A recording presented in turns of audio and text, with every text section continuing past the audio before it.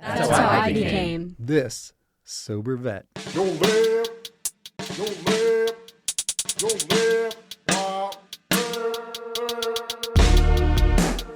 Our mission is to normalize sobriety with veterans who are using and abusing substances in a harmful, self-medicating way.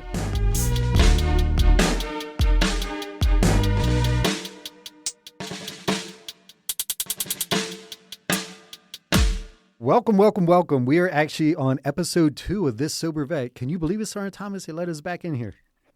They let us back in. I know. This All right, is good. must be working. That's a good sign. Absolutely. So I don't know if you stayed up for the big fight last Friday night. Did you see the Tyson fight at all? I didn't watch the fight. Okay. I didn't stay up. It was super late. It sounds like a lot of folks didn't get to watch it either. With the streaming Netflix was issue. buffering. Yeah, they were slacking on that. Yeah, So the buffering. I didn't stay up for the fight, but the next morning I saw the recap, which was not that impressive. But what was impressive to me was, did you get to see Mike Tyson's butt cheeks? Did I see those butt cheeks? You didn't? It was all over the internet. That was the highlight for me. All right. So you have to look that up after the show. I'm just going to jump right in. So today's guest, I actually found through the VA system.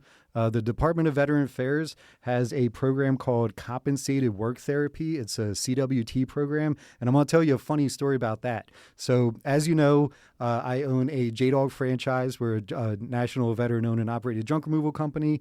And about a year into me working, I get a call from headquarters and they said, hey, the local VA reached out to us. They want to update their video highlighting the CWT program. Currently, it has the astronaut John Glenn on there, and it's very outdated. I'm like, whoa. So we're going to replace John Glenn? He's a national hero. And they're like, yes. I was like, that is amazing. So they reached out to us to film this video. And if you could pause the podcast right now, if you Google VA CWT program, as soon as that page comes up, the first thing you'll see is this video, and you'll see me on there with my first truck commander, Enoch. That's back when I was drinking, so I was about 50 pounds heavier, but that is me, and that is how I found out about the CWT program. So anyone out there who's a business owner, the benefit of this program is it takes soldiers that had all different kind of issues stemming from PTSD, substance abuse, whatever it may be, and it kind of gets them back into the workforce. So the cool thing about this is, for at least with my VA, for up to 6 months, you can hire this person. And the benefit is, as a small business owner, you don't pay any taxes on them. You don't pay workman's comp. There's a lot of savings in hiring these veterans, and it's helping the vet get back into the workforce. So it's a big win-win. And then in hopes that after the 6 months, you enjoyed working with the vet and then you hire them on the books. But again, for a small business owner, there are buku savings. So please go to your local VA, because they're all over the country, and look into the CWT program and give these vets a chance, because then you'll find awesome vets like my current truck commander, who is sitting to my left, Army veteran Steve Misnik. How are you doing, sir? Good. Welcome to the show, and thank you for coming on. Yeah, you're welcome. Thank you. I appreciate you guys having me on here. Yeah. I know this something big in your life, and we're looking for something else and other avenues to reach people. Absolutely. So yes. I always appreciate people that give back to veteran. You're a vet yourself, but other veterans who sometimes might not have some of the advantages that regular civilians have. Absolutely. And the beauty of this is that everyone might not relate to my story, but they might relate to your story. So the more stories we hear, the more people we could potentially help. Right. And that's why we're here. So I would like to start with your story and just kind of the beginning. Like, what was your poison of choice, and how did you get into it? I guess you would say my drug of choice is, opiates, heroin, for one. I got in, I went down a couple of dark alleys, but I would say if somebody would have had to ask me, everything else you could take or leave, but that would have always had to be a part of my story, or, whatever situation I was part of, Okay. And how were you introduced to that? Was it a party? Was it a friend? Yeah, so when I was younger, when I was a teenager, I was a freshman in high school, so I was 14. And I remember it was on Christmas breaks. It happened like December 28th. I was on Christmas break. I was riding my bike home from my friend's house, and I got hit by a car. Oh crap! Jeez. Yeah, I almost died. I broke the windshield with my head. I had a concussion. I broke my collarbone. I broke both of my legs. I broke the femur in my left leg. I broke the tibia. So both my legs. Wow. I lost like 30% of the skin on my back because just picture like a big rug burn, like a big cement burn. I went up on the guy's hood, broke the hood, and he already had the brakes on. So then I flew off the front of the car. So like the cement cheese grated your back off. Jeez. Yeah, when I hit the ground, it just skidded across the ground. Like, it was just like just picture one huge cement burn. That hurts my back right now. Yeah, I was bad. I never went back to school that year. From when the rest of the kids went back after Christmas break and went till June. Mm-hmm. I just stayed home, and I had two tutors from school. I guess I went to Catholic school. I went to Father Judge High School at this point. So I guess maybe the archdiocese hooked up, whatever. But I had two teachers that taught at Father Judge, and they were just my tutors. They would come once a week and give me my work for the week, and then they would come Friday, and I would have a test. And that's how I finished out my freshman year of high school. Yeah. Okay, and then that's when you started on the opiates. Because the pain was, I had both my legs were in a cast, my arm was in a cast. Yeah, I was in bad shape. So I started and I was only 14 years old, so that's a very impressionable age. Absolutely. They start giving you stuff that you like, and now the light bulb goes off. Mm-hmm. Yeah. Do you remember what they prescribed you? Probably just Percocets or Darvocets or whatever 5 milligram perks. Because remember, this is back in 1994, so it wasn't today. They have the Perk 15s and the Perk 30s and everything else, and but they didn't have none of that back then. They just had like regular 5 milligram Percocets, probably. Yeah. Wow. Yep. Okay. Yeah, but that's where I started, and I was like, I've arrived. Like, I'm here. Like, this is what I've been looking for forever. Like, where's the party? It filled the gap. Yeah. Right. Wow. Yeah. That's crazy. That's how quick it works. That's how quick the switch is in our head. And now you're a whole different person now. Your whole movement. You walk, you talk different. You walk different. Right. So then after that, once the prescription ran out, what was the next step? The next step was now I'm buying them from the streets, or it was the late 90s, like mid to later 90s when the Oxycontins started. Were big back in the days. The Oxycontin 80 milligrams and the 40 milligrams and the 20 milligrams. And so you're in Philadelphia as a kid, and you could just walk down the street and you knew a plug. Like it was all over the place. And the 90s was crazy. The 90s was crazy in Philadelphia. They think it's crazy out there now. Well, none of that, it's not how it is now. But as far as finding whatever you were looking for, the neighborhood I grew up in, all that was... It was like a given. Like, that's the route. Everybody was going to take that route. Like unless parents came in and intervened or something, all my friends did the same thing. We were all doing the same thing. Other groups we knew, everybody was doing the same thing. That's what everybody did. That's wild. So then this continued throughout high school? Yeah, throughout high school. And then, drinking and, smoking weed and all the stuff that we look at maybe like it's not the big deal, but this all molding me into what the monster at the end is going to be. Right. Like this is all this is turning me into what I'm going to be at the end, and it's going to be bad. Right. Yeah. And isn't it wild how you kind of know you're on a bad path, but you're having so much fun, you kind of like ignore that and just keep going? Mm-hmm. I can honestly tell you, I probably really don't remember too much from high school. Wow. Okay. Wow. Between all the drugs and the alcohol and the just crazy living, Yeah. When was heroin introduced to you? So the very first time I ever did heroin. So we're going to fast forward almost 2 years. We're going to fast forward till after high school. We'll fast forward till after high school. All my friends did what most 18-year-olds do, and they put their college applications in, and they all went off to college. And I get back from the shore. I got a shore house down in Wildwood with my friends for the summer. And I get back, and now I don't know. Everybody left. Everybody went to college. Now I'm 18, and I have no idea what I'm going to do. None. Yeah. So I don't have a job. I don't have anything. Mm-hmm. So I started working at Northeast Auto Outlet. I was a car salesman, selling cars. I was 18 years old, making good money. So I'm trying to get to the point before I forget. To where I started heroin. So now that didn't work out. I joined the Army. At the very end, I started where I was getting my drugs. The guy worked at the car dealership I worked at. Okay. So that's where I was getting from. So it was very easy. It was very accessible. And then at the end, I just put my hands up. I said, I can't do this anymore. And I left from there. I didn't even stop home. And I drove to the Army recruiting station wearing a shirt and tie from work. No way. Wow. Joined. Wow. And this is like right before Thanksgiving I was 19 years old. by January 28th, I was on a plane to Fort Benning. So of all branches, you just were like, Yeah, you know what? my I'm cousins just were in going the Army? Army, and that's what okay. I never put no thought into this before, except for I can't stay here. I'm like, But at least you were smart enough to realize that you were going in a downward spiral and you had to make a change. Yeah, so that's good. I said I can't stay here. I'm going to die. I Right. can't stay here. You Wow. know? Well, good for you for having the Yeah. strength to do that. Like, Yep.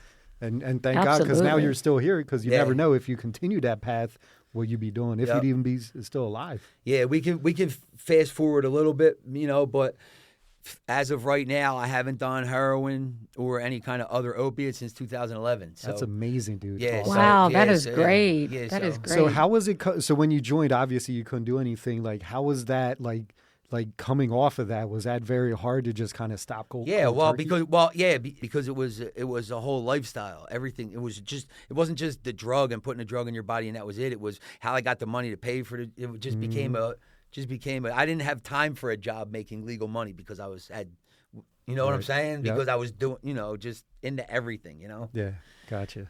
Yeah. I mean, how'd you get through basic? How'd you do basic without the drugs? You used to take them every day. So I was in the dealership, told my boss, thanks for the opportunity. They knew I was having a problem going back and forth. So I went to detox and got detox the drugs out of my system. Went to Kensington Detox. And then that's when I went, that's when I said, I can't do this anymore. So, and then by January 28th, I was on a plane. Nice. That's cool. That was like right between Thanksgiving and Christmas. Okay. And what was your MOS? 11 Bravo. 11 Bravo. Okay. Yeah, And where'd so you do just- that? 11 bang bang. Yeah, Okay. just infantry, regular infantry stuff. I did. So the way the rest of the Army has 9 weeks of boot camp, and then they call it AIT, where you go and learn your job, on the job training, pretty much. The infantry just 16 weeks straight through. Okay. So from the day, 4 months later, I graduated, and then you go right to your unit. So you don't have, there is no, we have to learn our job, because our job is just going to the range and shooting things, and And that was at Fort Benning, Georgia? Yeah, Fort Benning. Yeah. Nice. And then was that your first duty station too? No, my first duty station was Korea. I went that's to right, dude. Korea. You got, like, dude, they that sent never me to happens. Korea for my first duty Korea. station. Yeah, It was that was in my contract. I know. I had a cousin that was in Korea, and he told me crazy stories. So let's go to Korea. Yeah, and I get there, and I'm like, what was I thinking?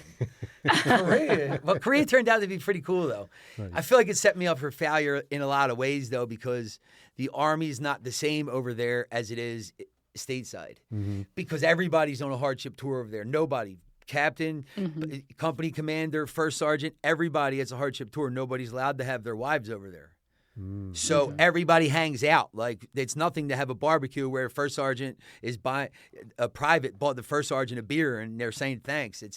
Everybody hangs out together over there because you don't have no other choice. Right. Wow. They're living in the Right. barracks with us, So it set me up in a lot of ways. Like, then I get back to Fort Lewis, and I'm an E3, and I can't talk to an E4. I got to stand at parade rest. I'm like, what? Where do they do that at? I don't even stand at They're like, talking what? to the right. Yeah. I'm like, parade rest. What's parade rest? Last time I did parade rest, I was in basic training. Right. It's in a lot of ways it set me up for failure, because I just couldn't. What's the word I'm looking for? Conform. I Transition, couldn't conform to To how the the regular Army Army was, rules, because yeah. this sucks. Yeah. Right. Like, send me back to Korea. Right. This, right. It's a lot Right. looser. Yeah. They didn't tell. I didn't sign up for this. So in Korea, I'm assuming you went off post a lot, got to drink a lot. Yeah. In Korea was a wild time, man. Korea was a wild time. Yeah, we went off post to drink. We got called off post a lot of times because they have usually like once a month. There was probably once a month, maybe every 5 weeks, there's an alert, like it's like real world alert. So down to the motor pool with the Bradleys, everybody track up at we're going. Okay.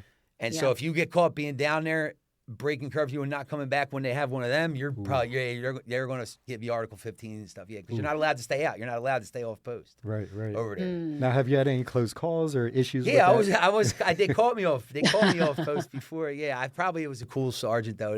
There was never any kind of UCMJ action or nothing. That's but good. That's good. everybody kind of tried to stop. Never. Yeah, not for me anyway. No, there was there's people over there that got in trouble, but not with me. Nice. That's good. Yeah. So you got lucky. I always know how to toe the line where, like, all right, everybody probably don't like what I'm doing, but I could still get away with it because it's not that bad. Right. Yeah.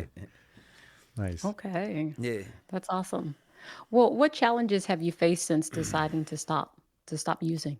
I guess, you have to cut people off. whether you want to or not. Sometimes, Absolutely. you know, like Yeah. not everybody's good for your mental. Not everybody's good for your sobriety. Not everybody's Yeah. that brings positive things to your life. Mm-hmm. And it's Right. hard because it might be family. It might be Yeah. close friends that you never, but you have to separate yourself. Because if not, like there's a saying in it when I used to go to AA and all, and they'll get you sick before you get them well. Ah, right. Mhm. Wow. Every time, 100% of the time. Yep. Yeah, I Yeah. remember when I first quit drinking, my circle went from this big To nothing. this big. To like 2, like exactly. 30 to 2. Yeah, and that was tough too because Yeah. you're like, man, I lost like my whole social fabric. Right. Yeah. I can't.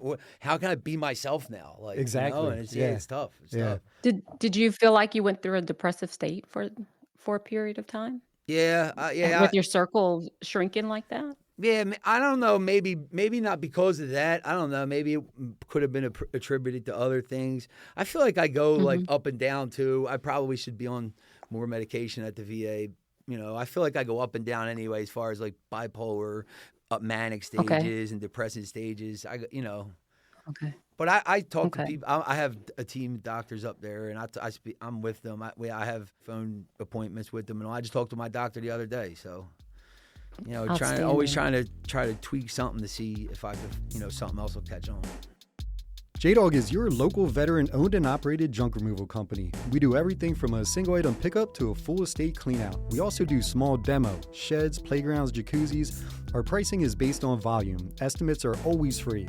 We also do our best to keep items out of the landfill. We have a warehouse in Willow Street where we take repurposed items. There we are able to donate to veterans in need, and the last Saturday of the month, we open it up to the public garage sale style so everyone can enjoy these items. Put some local veterans to work. Call J-Dog today. 844-GET-JDOG or 484-467-1424. One thing I love about Steve, so Steve's been working with me for 9 months. Oh yeah, almost 8 or 9 months Yeah. now. Yeah. And so we're both Polish. That's a quick background. So we always laugh, like, how many Polacks does it take to clean out a basement? You know, like we'll joke on jobs. Well, in the beginning, it was like the middle of June, super hot, middle of a Yeah. heat wave. Very humid. We had this massive shed demo. Yeah, it was so with this bad. very unique lady. I forget her name, but you remember her. Yeah, I don't She was- remember her name. I remember her though. She would yes. come out while we were working, and be like, why are you guys here? Yeah, And we she would- was. I don't know if she was drinking or something, but she was. No, she was because Yeah. she had these towels on her porch, and she Yeah. would wet the towels so we could put them on the Yeah. back of our neck to Oh, cool she was the off. best, yeah. And she would have like wine out there at Yeah, 9:30 in cooler, the morning, wine coolers, yeah, you know. sipping and stuff, and like she was a trip. But point I'm trying to get at is the intestinal fortitude where Steve and I had to pick each Yeah. other up at different times Yep. because in the beginning of the Yeah. job, Steve was like, "Dude, I'm exhausted. Like I can't even move. Like I 'cause didn't know what it was. I didn't know we were what it sweating. was. So it was heat exhaustion. It had to be heat exhaustion. We were Yeah. dying out there. Mhm. So like I would pick up his slack and work. He Yeah. would sit in the shade, and then like we came back to this job, Yep. and then I was in that The situation. next day, everything Yeah. was reversed. I felt good. He felt Yeah, bad. I'm in the shade. I'm like, dude, I Yeah. can't move, and he's like, I got you, brother. Sit And down. like, oh, dude. Yeah, just sit down. I'll do it. Yeah, but it was just amazing how Mm-hmm. early in our relationship, even though like I never treat my employees like boss employee, it's always like we're Yeah. all on the same level. Right. We all do the same work. Like there's no hierarchy here. Like I'm the decision maker Right. when it comes to the business, but we're all on the same level. But it was just so cool to see how this man who I just met quickly became my brother because through suffering, Yeah. you get close. You know, Yeah. even in Yeah. the military, Yeah. like in the army, yeah. when you Oh, yeah. suffer, it brings you together. And being on this shed job totally brought Steve and I together, and Yeah. it showed me who he was as a person. And that's when I knew he was going to be with me for a while because I'm like, this guy is awesome because even though he's going through it, he's still pushing. Not once did he say, dude, I have to go home. Like he was like, just let me sit for 10 more minutes and I'll be right back out. Like, and so kudos to you for that. Yeah. Like your intestinal fortitude is Yeah. through the roof. That was awesome. Well, hey, man, That's you know, great. yeah. I feel like with the program Joe was explained earlier, the CWT program gave us Mhm. both an opportunity. Like all I needed was a chance. Mm-hmm. That's all I needed, man. Yeah. Just give me a chance. I know my background might be crazy. You know, a lot of people don't Mm-hmm. want to take a chance on a vet because they don't know. Yeah, this could be the guy that something crazy might happen. Like a lot, you'd be more surprised about how many companies out there don't want to take a chance on a veteran because Yeah. they think he's just going to like explode. Like all vets have something like a ticking time bomb, you know? Right. Yeah. Mhm, Yeah, so mhm. like I just needed somebody, just a chance. Now, bear in mind, I'm the king of call outs. Friday, calling, I can't, my stomach's hurting. Monday, ask Joe how many times I called out in 9 months. He'll tell you zero. Guarantee he'll tell you zero Yeah, times. nah, he's been amazing. He's been a rock. He always shows Wow. up, and he's amazing with the customers too. This is wild Customers, too. I'm a people person. I've been doing this for 7 years. I've never seen a crew get as many tips as this man Yeah, gets. I'm a people person. Dude, Okay. there are weeks where like his tips will match his pay. Same amount that Joe's paying me tip Yeah, wise. and that's just cash Get in his out. pocket. Oh, That it's is pretty amazing. good. Yeah. Part of Wow. me is jealous. I'm like, damn, our customers love us. yes, Our it is customers, amazing. I'm not saying that because I'm supposed to say that.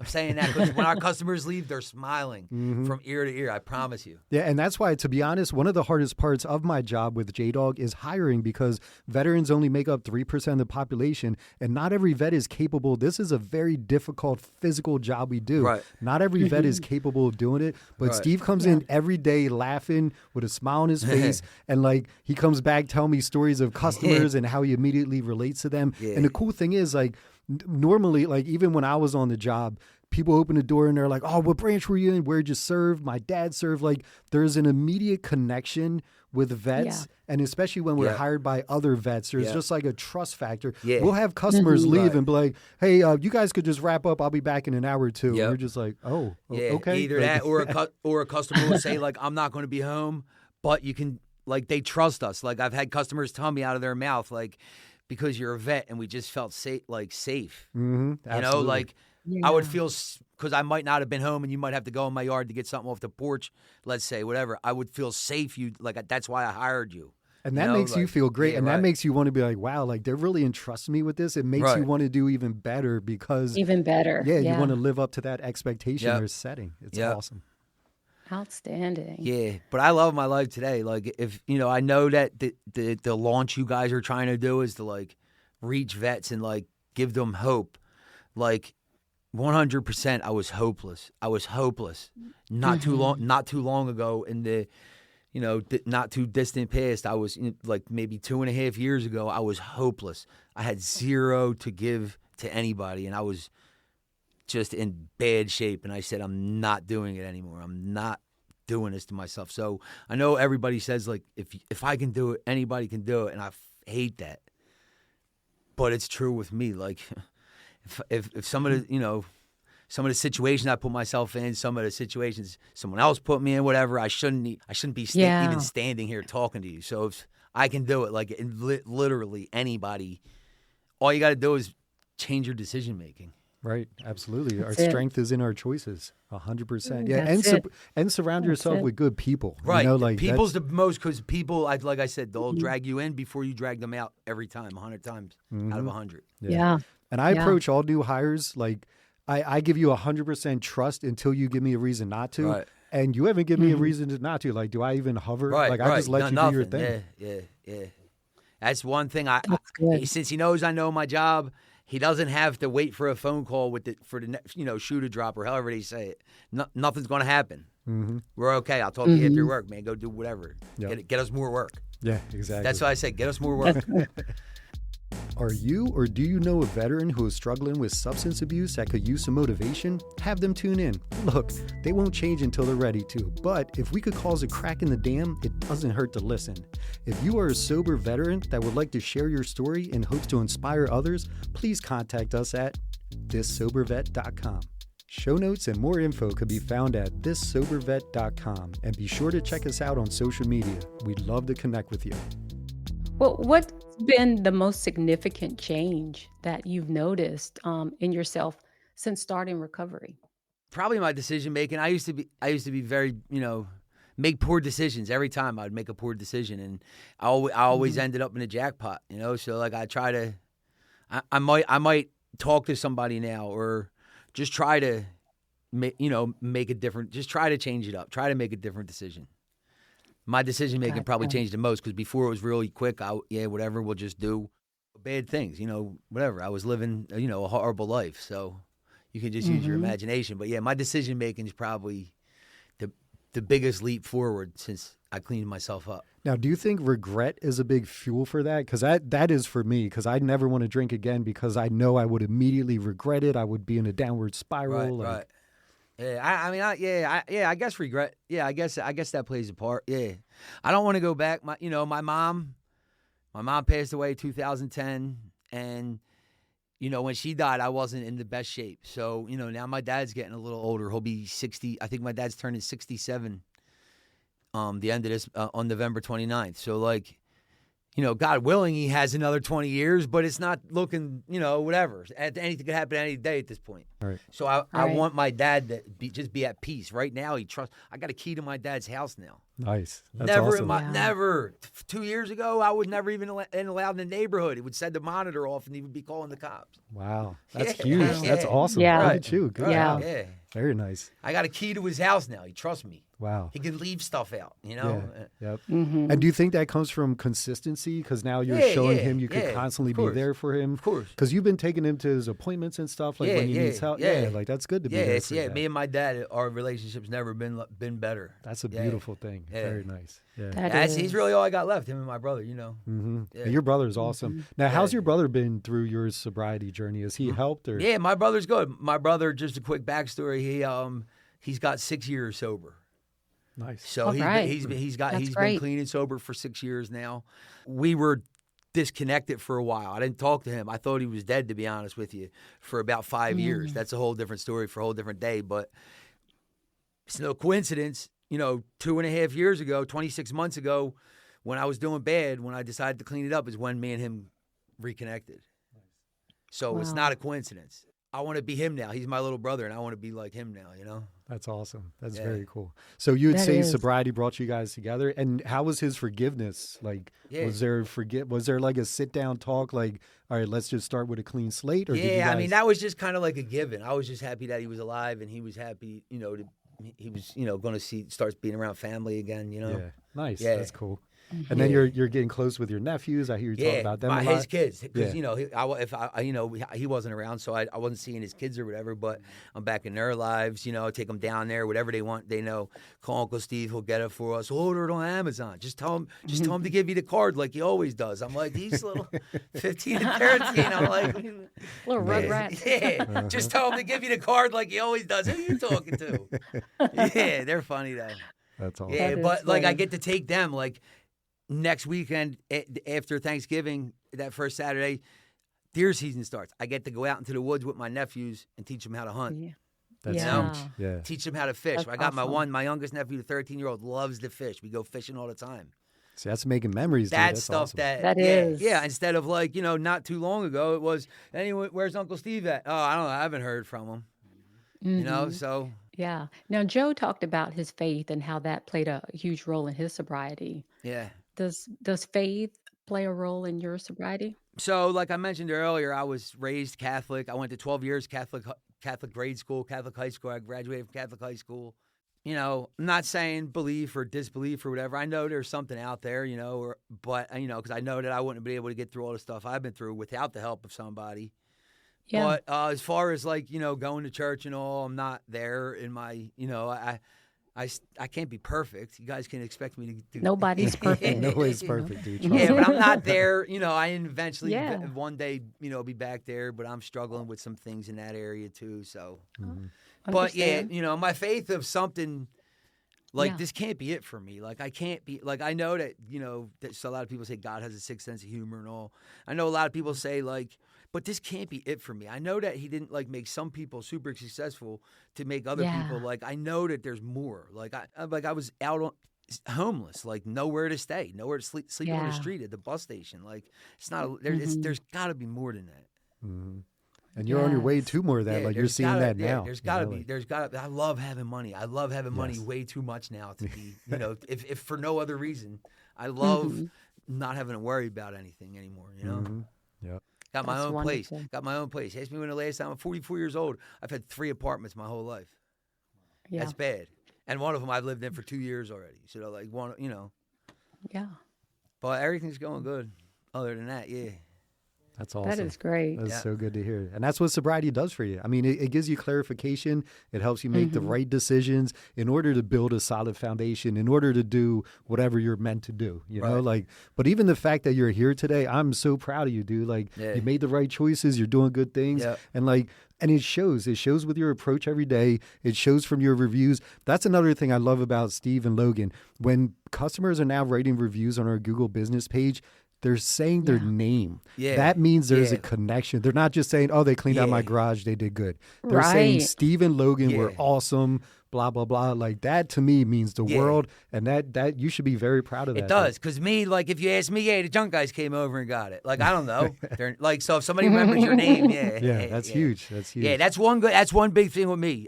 The customers love me because, you know, I put myself on their level. I know, like, it's a lot of money. I know, like, it's a lot of money for just to be throwing trash at, like, so you want to treat them like one of the very first things Joe said to me, like, every job you're on, make pretend that's your grandmom's house, or make pretend that's your mom's Yeah. house, Mhm. and just treat them Mhm. people like, you would want somebody treating your mom or your grandmom. Absolutely. So that's what I kind of do. Yeah. I'm funny with the customers. I'll sweep that up. Come on, well, hold on. I'll go get my broom. Yep. I'll sweep it up for you. Mhm. Absolutely. Yeah.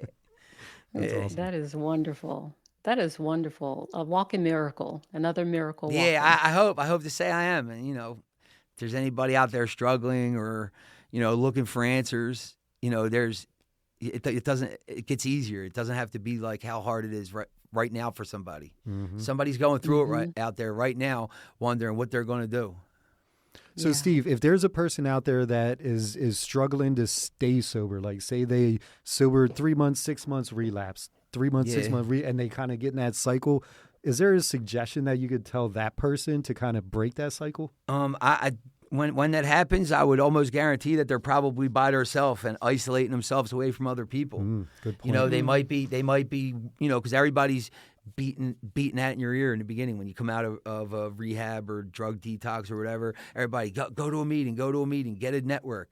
It's the same in business. You got to get people around you that are acting or doing the things that you want to do in life, right? Absolutely. You got to Yeah. surround yourself with them super winners, because you're not going to ever be able to walk in their circle if you're not learning how they behave. Exactly. Yeah. And you need to Absolutely. be around people that hold you accountable. Right. Like don't be going back to those old things. Like, Right. let's do Right. this instead. Right. Joe told me if I'm messed up, tighten it out. I told him, all right, you won't have to mention it again. Well, It's all about communication and respect. Like I respect Steve and Right. I speak to him in a respectful manner. right. And he, good morning. I'm getting text message from Joe. Good morning. I'm like, it's not great, Joe. I just woke up. What do you want? do you remember when you were sick?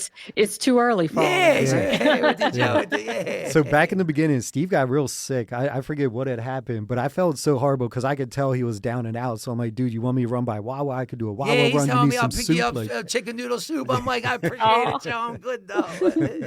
yeah, because we have to like, pick man, each other up, yeah, like, right. because Yeah. there's times when I'm down and I don't feel like doing anything. And that's when it's good to surround yourself with good people that are willing to do Absolutely. whatever they can to make sure you're happy and comfortable. Yeah, like I said earlier, like I'm not from around here. I don't know too many people around here, so Joe made it like clearly immediate, like that I'm family. Absolutely. Yeah. And that's why I hire vets, because there's something about hanging out with other vets that just immediately you're cool. You could calm down a little bit. Like Yeah, me and Joe were talking coming in here, like anxiety is a real thing. Oh, 100%. Like I will Yeah. straight up lose sleep over something that I have no control over 3 weeks from now. Mm-hmm. Like Yeah, I'm it's losing crazy. sleep over it. Like it's not good. Right. It's not right. good at all. That's not good. And one way that you can kind of help with that anxiety too is to ask yourself, is this thought helpful or is this thought unhelpful? And if the thought is unhelpful, replace it with a more helpful thought. Because worrying's not going to do anything, Right. but Right. cause what? Right. The More anxiety. anxiety. Right. Yeah, more anxiety. I like the Absolutely. quote. I've heard this once. Worrying is like sitting in a rocking chair. It gives you something to do, but it's not going to get you anywhere. It's not going to Yeah. get you anywhere. And I That's worry right. about everything. I worry about everything and everyone, and Mhm. it's Yeah. bad. Yeah. It's bad. And then you get in the rabbit hole. Like once the worrying starts, it just kind of it's- compounds. yeah, And it's yeah. So you're suggesting, Dr. T, is just to replace it with something positive? Replace it with something more positive and more rational, Because a lot of times what happens when we're thinking about anxiety, we're having irrational thoughts, but you want to make the thought more rational. Okay. Right. That makes sense. Gotcha. Yeah. Nice. Yeah, that's good. But yeah, our minds are definitely the biggest battle we'll ever have, Yeah, in my right. opinion. 'Cause Yes. that's- 100%. Yeah, that's why. Because That it is so always true. wants. It always wants to. It always wants to get you. They're always waiting for you. Mhm. You know. Like Joe said over here, like Joe's the only person in the world that ever beat Joe Yorick. Right. Yeah, and I feel the Isn't same that way. awesome? And I feel That's the same way. freaking awesome, right? I'm stealing it, and he knows I'm going to steal it. Good. Yes. Go for it, I'm dude. going to use that. You Like earned it. nobody ever in the world ever beat me besides me, or worse than me anyway. People might, but they never beat me worse than I did. Right. Yeah. You know. No, you should be proud to own that. Yeah. That's a badge of honor, dude. Right. Yeah, absolutely. So, Dr. T, Very good. in wrapping up, Yeah. what can you say to inspire others to everything you've listened to Steve, his whole story? Like, what can you say to our listeners just to kind of inspire them to follow suit? I think definitely just staying on top of your mental health care, staying on top of that, staying connected with your support system. You have a support system, lean in on them. You know, don't think that you're a burden to them. Right, If you right. have someone that's saying, "Hey, I'm here for you. Let me help support you," let them. Yeah. Right? Right. Do not go and have yourself become more isolated, because isolation, Yeah, it's the what devil's. does that do for you? There you go. Yeah, There you that's the go. devil's It's a workshop playground. or something that they say. Yeah. Yeah, yeah, absolutely. Yes, it So is. you want to stay connected to something. Stay connected to something positive, right? If it's a support group, if it's a family member, if it's a therapist, stay connected. And then that is going to definitely help you to move forward in the direction that you're wanting to go. Awesome Okay. advice. Yeah, I love great that. advice. Yeah, I love it. Thank you very much. I appreciate it. My name's Steve Misnik, and that's how I became this sober vet.